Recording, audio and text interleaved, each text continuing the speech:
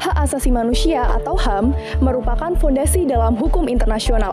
Setiap negara wajib memiliki tanggung jawab utama atau responsibility dalam penegakan hak asasi manusia dalam yurisdiksi mereka. Hal ini tertuang dalam perjanjian internasional maupun konvensi internasional. Tanggung jawab ini mencakup kebijakan untuk menghormati, melindungi, dan memenuhi hak asasi manusia. Artinya, negara tidak boleh melanggar hak-hak individu, harus melindungi dari pelanggaran oleh pihak ketiga, dan menciptakan kondisi bagi terwujudnya hak-hak tersebut.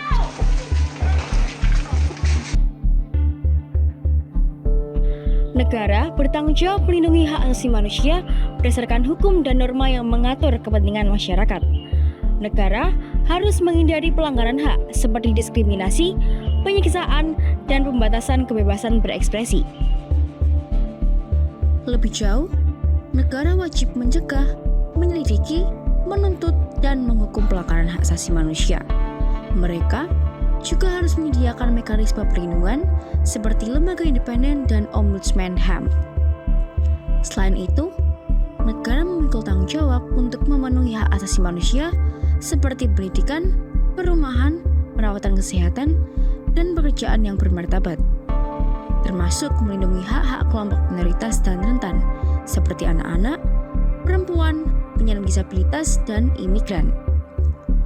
Kerjasama internasional juga menjadi kunci kepatuhan terhadap hukum hak asasi manusia internasional, yang mencakup adopsi, implementasi, dan penegakan perjanjian yang diratifikasi. Tanggung jawab negara memiliki beberapa aspek penting. Yang pertama ada pengakuan dan kehormatan. Yang kedua ada pencegahan dan pelanggaran. Yang ketiga ada keadilan dan kesetaraan. Yang keempat ada perlindungan masyarakat rentan. Yang kelima adalah kerjasama internasional.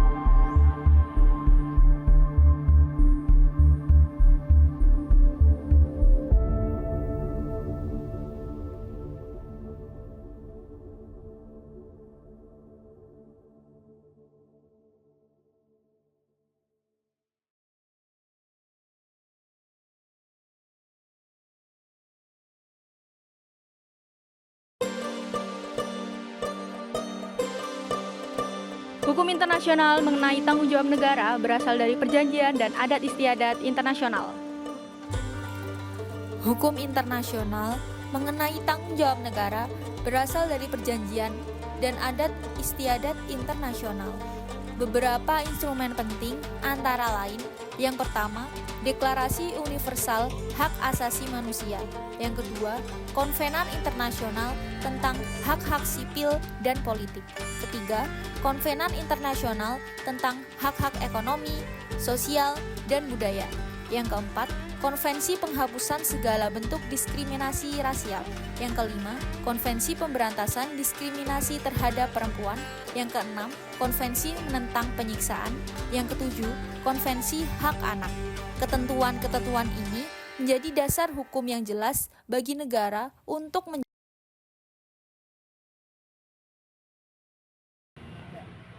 Salah satu contoh kasus pelanggaran HAM yang menyoroti tanggung jawab negara ialah konflik etnis Rohingya di Myanmar. Konflik ini kompleks lantaran dilatar belakangi oleh sejarah kolonial, ketidaksetaraan, diskriminasi, dan faktor agama.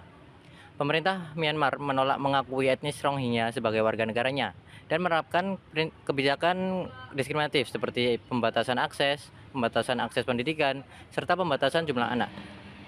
Dalam kasus ini, tanggung jawab negara Myanmar meliputi 1. Melindungi hak asasi manusia seluruh warganya tanpa memandang suku, agama, atau etnis. Kedua, mencegah konflik dan kekerasan. 3. Menghentikan segala bentuk diskriminasi dan perlakuan tidak adil. 4. Memberikan bantuan kemanusiaan kepada warga yang terdampak. 5. Bekerjasama dengan masyarakat internasional dan organisasi kemanusiaan. Dalam menghadapi krisis seperti Rohingya, negara-negara menghadapi hambatan yang kompleks. Dinamika konflik bersenjata dan intervensi militer menjadi dilema etis dan politis, di mana prinsip non-intervensi harus diimbangi dengan prinsip jus cogens yang melarang kejahatan terhadap kemanusiaan. Keterbatasan akses informasi dan kurangnya transparansi dari pemerintah Myanmar juga mempersulit pemantauan dan dokumentasi pelanggaran HAM. Faktor internal seperti ketidakstabilan politik, sistem pemerintahan otoriter, dan minimnya kapasitas kelembagaan turut menjadi kendala. Untuk mengatasi ini, negara harus menunjukkan komitmen yang kuat pada HAM, memastikan sistem peradilan yang independen, akuntabel, dan transparan. Negara juga harus mengadopsi standar HAM internasional dan juga membentuk lembaga independen seperti Komisi Nasional HAM dan Ombudsman. Negara juga harus memfasilitasi pendidikan HAM dan kampanye publik. Negara juga harus aktif dalam berpartisipasi dalam forum internasional dan bekerja sama dengan organisasi HAM global.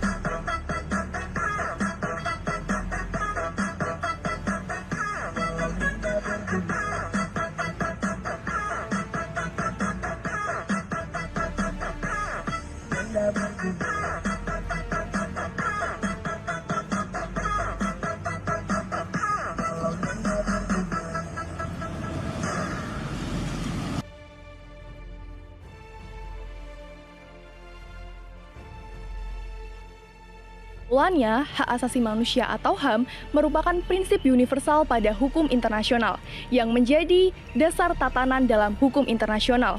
Indonesia dan negara-negara lain wajib memiliki tanggung jawab hukum dalam pemenuhan hak-hak ini. Perlindungan HAM membutuhkan pendekatan struktural dan kolaboratif yang melibatkan negara, masyarakat sipil, dan komunitas internasional. Komitmen terhadap HAM bukan hanya ukuran kematangan pemerintahan, tetapi juga fondasi bagi masyarakat global yang lebih adil, beradab, dan bermartabat.